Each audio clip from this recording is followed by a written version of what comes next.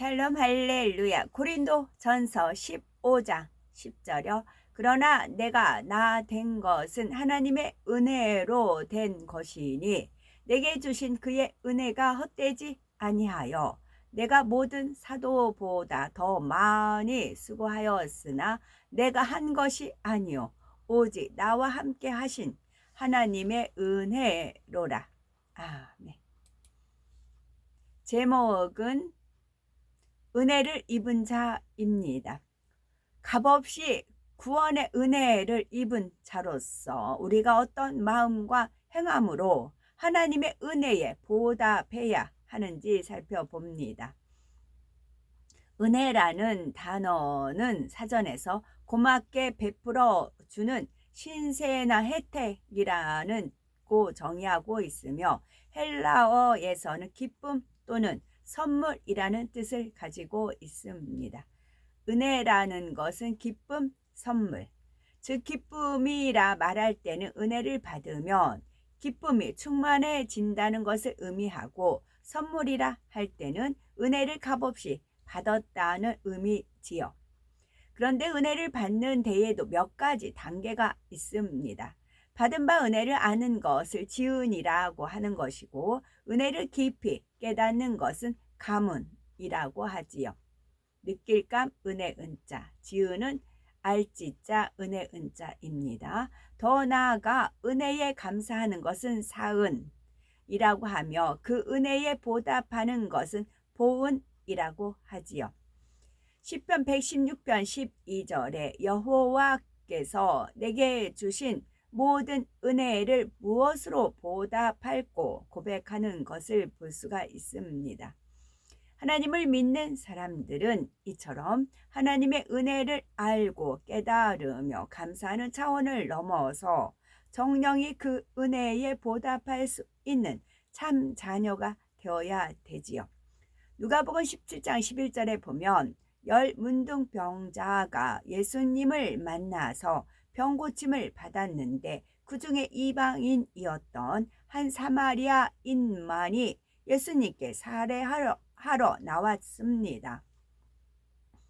그때 예수님께서는 10사람이 다 깨끗함을 받지 아니하였느냐? 그 9은 어디 있느냐? 이방인 외에는 하나님께 영광을 돌리러 돌아온 자가 없느냐? 물으신 후에 일어나 가라. 네 믿음이 너를 구원하였느니라 말씀하셨지요. 이처럼 하나님 은혜에 감사하는 사람은 육신의 질병을 치료받았을 뿐 아니라 더 나아가 영혼의 구원도 받았으니 하나님의 은혜에 보답하는 삶 자체가 축복인 것입니다. 또한 하나님의 은혜를 입은 자로서 보답하는 삶을 영위하려면 첫째는 하나님의 은혜를 마음 중심에 깊이 새겨야 합니다.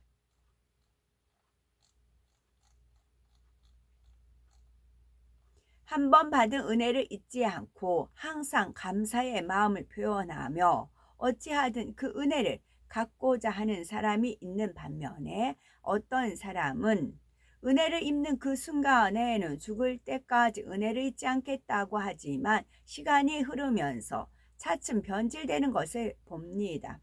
몇 번 감사의 답례를 하고 나서는 이 정도 했으면 됐지 한다거나 심지어는 생명을 구해준 은혜마저도 잊어버립니다.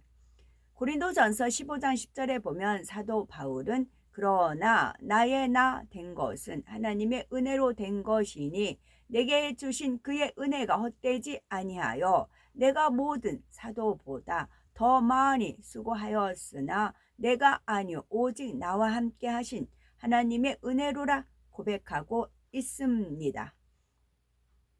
사도 바울의 원래 이름은 사울로서 주 예수를 믿는 사람들을 심히도 핍박하던 사람이었지요.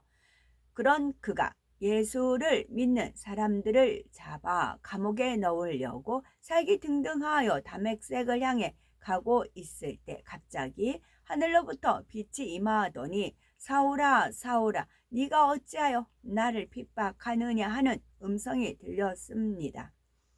사울이 주여 뉘시오니까 하고 묻자 주님께서 나는 네가 핍박하는 예수라. 네가 일어나 성으로 들어가라. 행할 것을 네게 이를 자가 있느니라 말씀하셨지요. 이처럼 극적으로 주님을 만난 사울은 완전히 새로운 사람으로 변화되어 이름도 지극히 작은 자라는 뜻의 바울로 바꾸고 복음을 전파하기 위해 자신의 전부를 드리며 온갖 핍박과 환난 속에서도 감사하면서 이방인의 사도로서의 사명을 감당해 나갔습니다. 그러면 사도 바울은 이처럼 귀한 사명을 어떻게 감당할 수가 있었을까요? 바로 죄인된 자신을 만나 주신 주님의 은혜가 항상 그의 마음 깊이 있었기 때문입니다. 만약 주님께서 바울을 만나 주시지 않았다면 그는 하나님을 믿는다 하면서 율법으로 다른 사람을 비판하고 정죄하며 예수 믿는 사람들을 핍박하다가 불타는 지옥에 떨어졌을 것입니다. 그런데 구원의 길로 인도하신 것은 물론 이방인의 사도로 세우시고 복음을 전하며 주님의 교회를 세우게 하셨으니 얼마나 감사가 넘쳤겠습니까? 그러므로 사도 바울은 넘치는 수고를 하면서도 나는 사도 중에서 지극히 작은 자라 내가 하나님의 교회를 핍박하였으므로 사도라 칭함을 받기에 감당치 못할 자로라 했고 죄인 중에 내가 괴수니라 고백하였던 것입니다. 또한 자기를 충성되이 여겨 직변을 맡겨주신 하나님의 은혜를 되새기며 나의 달려갈 길과 주 예수께 받은 사명 곧 하나님의 은혜의 복음 증거하는 일을 마치려 하매는 나의 생명을 조금도 귀한 것으로 여기지 아니하노라 고백했지요. 우리는 어떻게 주님을 만나셨습니까? 아무런 조건 없이 우리를 위해 십자가에 달려 피 흘려 죽으신 주님께서 친히 찾아와 우리를 만나 주셨습니다. 이것이 바로 은혜이지요. 그런데 어떤 사람은 하나님의 은혜를 안다 하면서 그가 교회에 나오거나 자기 자리를 지키는 것만으로 이 정도 하면 구원받겠지 하고 안일하게 살아갑니다. 응답을 받거나 축복이 올 때는 감사하지만 어떤 문제가 해결되지 않으면 전에 받았던 은혜까지 잊어버리고 하나님을 의심하고 원망하는 사람도 있지요.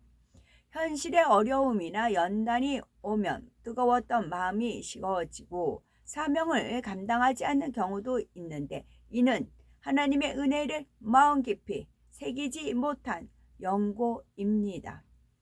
다윗은 목동이었던 자신을 기름 부어 이스라엘의 왕으로 세워주시고 사망의 골짜기를 다닐지라도 항상 지켜주신 하나님의 은혜를 기억하였습니다.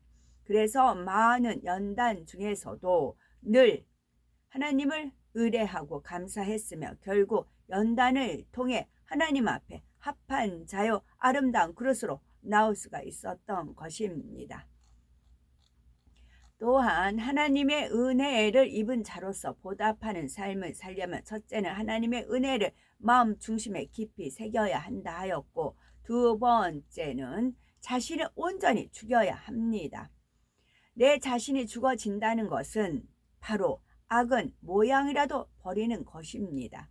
이렇게 악은 모양이라도 버리고 자기를 죽일 때 자기 중심이 아니라 아버지 하나님 중심으로 생각하게 되고 자기 시각이 아니라 하나님의 시각으로 모든 것을 바라보며 진리의 말씀에 순종해 나갈 수가 있습니다. 그러나 아무리 신앙생활을 오래 했어도 자기를 죽이지 않으면 하나님의 말씀보다 내 생각이 더 옳게 여겨지므로 아버지 뜻이 아니라 내 뜻대로 행하게 됩니다. 성령께서 마음의 음성으로 들려주셔도 육신의 생각으로 인해 하나님의 뜻을 바로 깨달을 수가 없으며 자기 중심적인 삶을 살게 되는 것이지요. 이렇게 하나님께서 동으로 가라 하시면 서로 가고 서로 가라 하시면 동으로 간다면 하나님의 역사를 받을 수 없으므로 하나님께서는 자신을 철저히 부인하라 하십니다. 자신이 세상 가운데서 만들어 왔던 의로움, 자기 생각, 자기의 삶의 방법과 목표, 그 외의 모든 자기적인 것을 철저히 부인하라고 하시지요. 정녕 하나님의 은혜를 깨닫고 하나님을 중심에서 사랑한다면 이것은 결코 어려운 일이 아닙니다. 사도 바울은 좋은 가문에 태어나 대제국 로마의 시민권을 가진 사람이었으며 당대 최고의 스승 밑에서 높은 학식을 쌓았고 율법에 의로운 흠이 없는 사람이었습니다. 그러나 모든 것을 해로 여김은 내 주 그리스도 예수를 아는 지식이 가장 고상함을 인하함이라.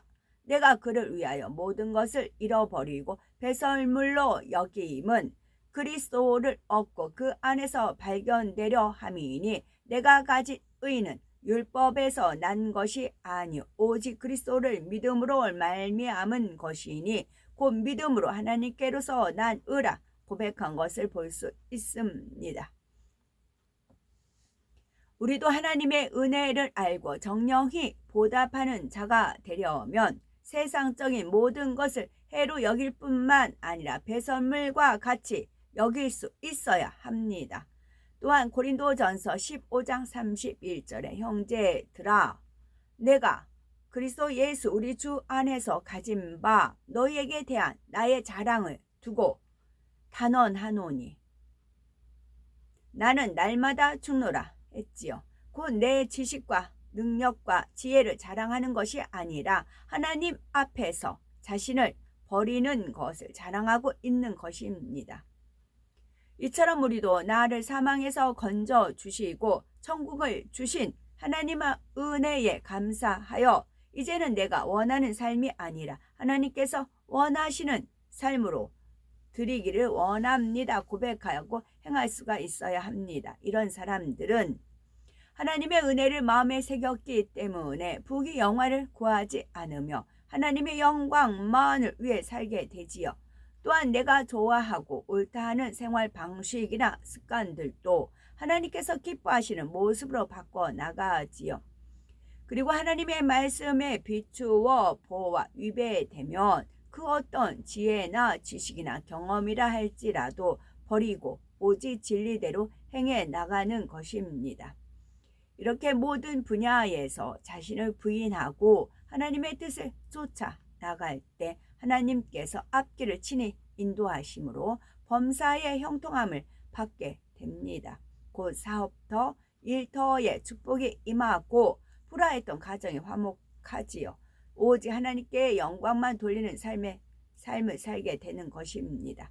그러니 가장 가치 있고 복된 삶을 바로 어찌하면 하나님 은혜에 보답할고 하는 마음으로 날마다 자신을 쳐서 진리의 말씀에 붙종시키며 하나님을 위해 자기 자신을 드리는 삶인 것입니다.